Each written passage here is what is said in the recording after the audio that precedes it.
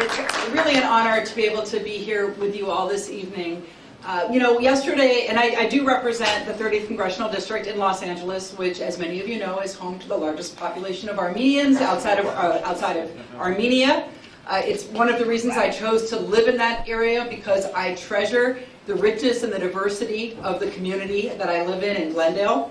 And when they adjourned the House yesterday and canceled all the votes for the week, my staff said to me, "Why don't you go home?" And I said, "How can I go home? Half my constituents are going to be here in Washington, D.C. All of my neighbors and my friends are coming here to bring to Congress the issue of what's happening right now in Artsakh and Armenia, and of course about the recognition of the genocide that is so important." I have, as you heard, spent my career in politics working alongside the Armenian community as the mayor of Glendale and a council member in Glendale, and then when I went into the California legislature as a board member of the California Legislative Armenian Caucus. I was very happy as a council member to be able to be one of the council members who voted to give city land to create the Armenian American Museum in Glendale, which we are so proud to see under construction right now. And as a member of the California Legislative Armenian Caucus, was able to author genocide resolutions, send many letters to Washington asking for genocide recognition and for more concern around Artsakh. And to me, most importantly, to be able to travel to Armenia and Artsakh, where again, I ran into more of my own constituents and neighbors and friends than I thought would be possible anywhere in the world. But that was the wonderful thing, is to see the connection between the Armenian diaspora and Artsakh and Armenia.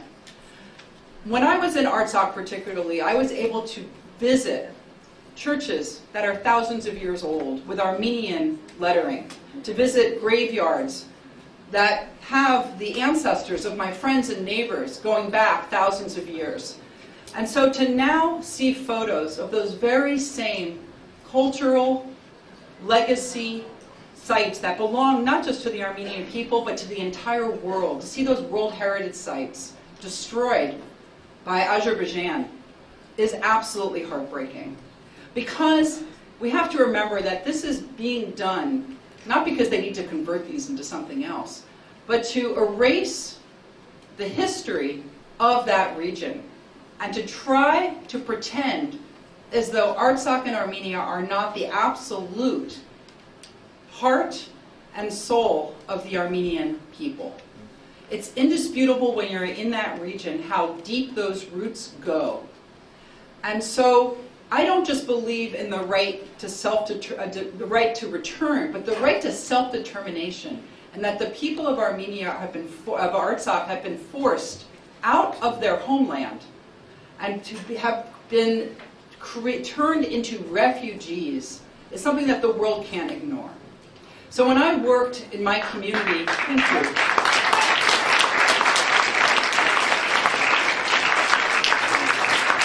So when I worked in my community over the years to further the Armenian cause and the message of what's happening to the Armenian people, it wasn't because it was what my community wanted. And it wasn't because it's something that would get me elected. It's because it was the right and the just thing to do, that everyone should be doing. Whether you're Armenian or not Armenian. So my grandfather lost the vast majority of his own family in another genocide later. A genocide whose basis was created by Adolf Hitler, pointing back to the Armenian genocide as his roadmap as to how to commit ethnic cleansing and genocide. So this is very personal to me as well.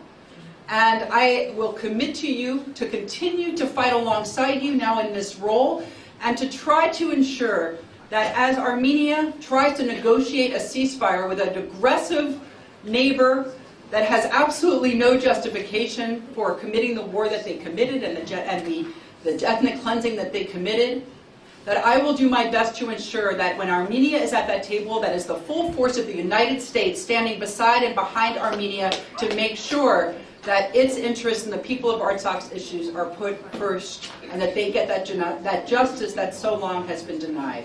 Thank you so much for traveling to Washington, D.C.